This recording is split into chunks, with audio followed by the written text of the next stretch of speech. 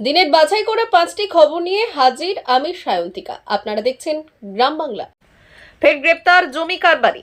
পুকুর ভরাট এবং সরকারি জমি দখলের অভিযোগে গ্রেপ্তার চন্দন শর্মা এবং তাপস নন্দী নামে দুজন। এই দুজনকে গ্রেপ্তার করল আসানসোল উত্তর থানার পুলিশ।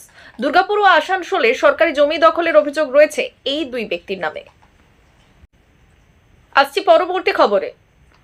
আবাস যোজনা ইস্যুতে তৃণমূল কর্মীর হাতে মৃত কালু শেখের দোষীদের কঠোরতম শাস্তির দাবিতে ধুলিয়ান টাউন কংগ্রেসের প্রতিবাদ সভা। বুধবার বিকেলে ধুলিয়ান টাউন কংগ্রেসের পার্টি অফিসের সামনে প্রতিবাদ সভায় উপস্থিত ছিলেন মুর্শিদাবাদ জেলা কংগ্রেস কমিটির পদাধিকারী ও সদস্যরা। কর্মসূচির মেন উদ্দেশ্য হলো, আপনারা সকলেই জানেন আজকে মিডিয়ার যুগ, ফেসবুকের যুগ।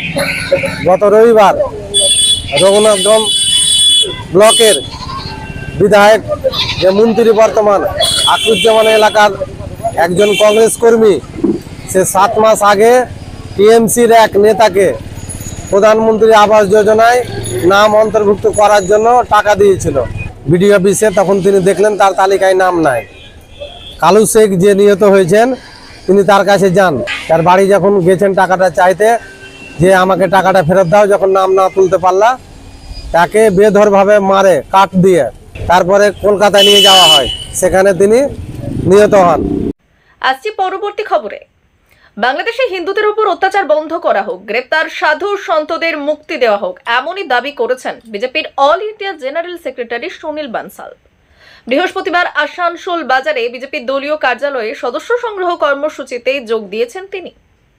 সেখানে সাংবাদিকদের মুখোমুখি হয়ে এই দাবি তুলেছেন বিজেপির জেনারেল সেক্রেটারি তথা পশ্চিমবঙ্গ সহ 3টি রাজ্যের অবজারভার। बांग्लादेश में जो रहने वाले हिंदू हैं उस पर जिस प्रकार का अत्याचार इन दिनों हो रहा है और इस्कॉन के साधु संतों को जो गिरफ्तार किया गया है, नवल सिंह, भारतीय जनता पार्टी उन सबकी एक निंदा करता है और मांग करता है कि ऐसे सभी साधु संतों को तुरंत रिहा करना चाहिए। वकील खड़ा नहीं हो पा रहा। नहीं, ऐसा नहीं है, वहाँ पर भी पूरा प्रयास चल रहा है और भारत के अंदर भी पूरे देश भर के अंदर उनके समर्थन में जगह जगह पर लोग निकल करके धरना प्रदर्शन का आयोजन कर रहे हैं।